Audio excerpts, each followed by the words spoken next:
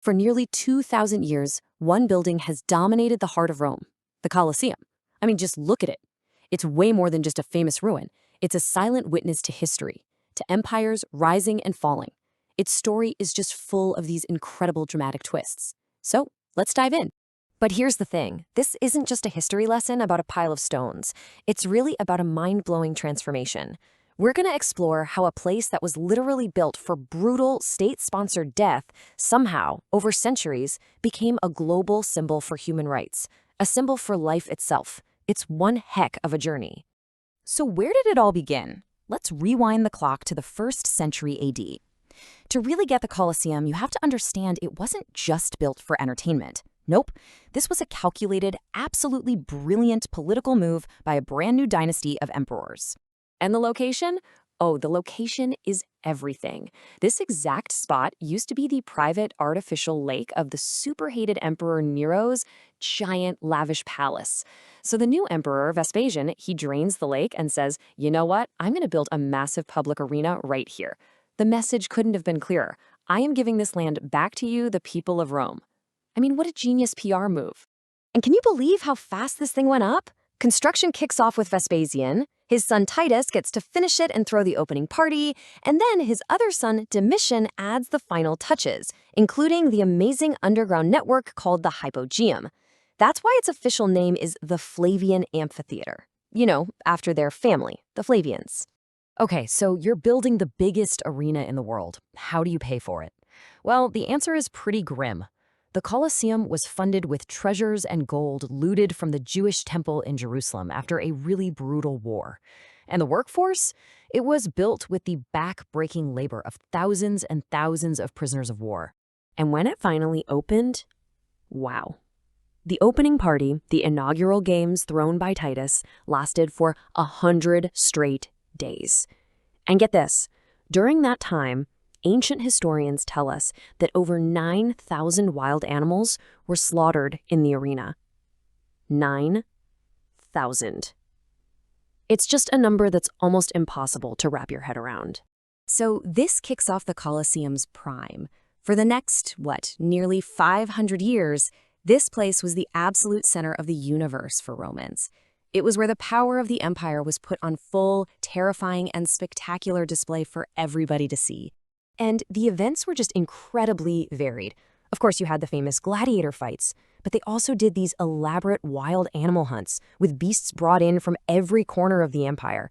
They had gruesome public executions and reenactments of famous military victories. They even, for a little while, figured out how to flood the entire arena for mock naval battles. Can you imagine? And you've probably heard this legendary phrase, supposedly spoken by gladiators as they entered the arena. It just cuts right to the heart of it, doesn't it? Hail, Emperor! Those who are about to die salute you. For the people standing on that sand, this was anything but a game. You know, even the seating chart was basically a perfect map of Roman society. You had the emperor and the senators down in the best seats, right by the action. Above them, the knights, then the regular citizens, wealthy and poor. And way, way up at the top, in what we'd call the nosebleed section, that's where you'd find the common poor, slaves and women. Your ticket told everyone exactly where you stood in the world. But, of course, nothing lasts forever. As the Roman Empire started to change, and as Christianity became the dominant religion, the public's appetite for this kind of brutal entertainment just faded. The last gladiator fights are recorded around 435 AD, and the final animal hunts happened in 523. A very bloody chapter of history was closing. All right, so the games are over. The Western Roman Empire falls apart. What happens to this magnificent building? Well, this is where we enter the Colosseum's next phase.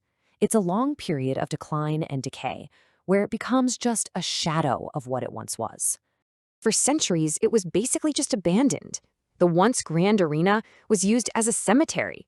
People built little workshops and even houses into its archways. Powerful families, like the Frangipani, took over a section and fortified it, using it as their own private castle. It's pretty wild to think about. So the decline was slow, happening over centuries, and then it was very, very sudden. The real catastrophe hit in 1349. A massive earthquake rocked Rome, and the entire outer wall on the south side of the Colosseum, which happened to be built on less stable ground, just came crashing down. And all that fallen stone It didn't just lie there. For hundreds of years, the Colosseum was treated like a giant free quarry, a public hardware store. Its beautiful travertine blocks and marble were just carted away to build some of Rome's most famous Renaissance palaces and churches. And if you look really closely at the Colosseum today, you'll see thousands of these little pockmarks all over the stones. Those aren't bullet holes. Those are the scars left behind when medieval workers hacked out the 300 tons of iron clamps that held the blocks together, just so they could melt them down and reuse the metal. But the story doesn't end in a pile of rubble. Just when you think it's all over, the Colosseum gets a second act. It's about to be reborn, starting a new life that would transform it from a forgotten quarry into one of the most recognized and beloved symbols on the entire planet. The real turning point came in 1749. Pope Benedict XIV made a declaration. He said the Colosseum was a sacred site, a place of Christian martyrdom. Now, modern historians don't actually find much direct proof of mass martyrdoms inside the arena, but you know what? It didn't matter. That act was absolutely crucial. It put an immediate stop to anyone stealing its stones and started the long, slow process of preserving it. I mean, just look at this comparison. This really captures the building's total reinvention. What was once a convenient quarry is now a World Heritage Site. What was a medieval fortress is now a Christian shrine. A forgotten ruin has become a global tourist magnet. And maybe most amazing of all, an arena of death has become an icon against the death penalty. And today, its symbolic power is just immense. It's one of the new seven wonders of the world. The Pope leads a procession here every Good Friday. And maybe my favorite part, it's become a symbol for the campaign against capital punishment. Whenever a death sentence is commuted somewhere in the world, they change the Colosseum's lighting from white to gold for the night. How cool is that? So there you have it, from a stage for raw imperial power to a crumbling ruin, and now to a beacon of hope. The Colosseum stands today not just as a monument to ancient Rome, but as a powerful testament to our own changing values. It's a story of how we find brand new meaning in the echoes of the past, a story written first in stone and blood, and finally in light.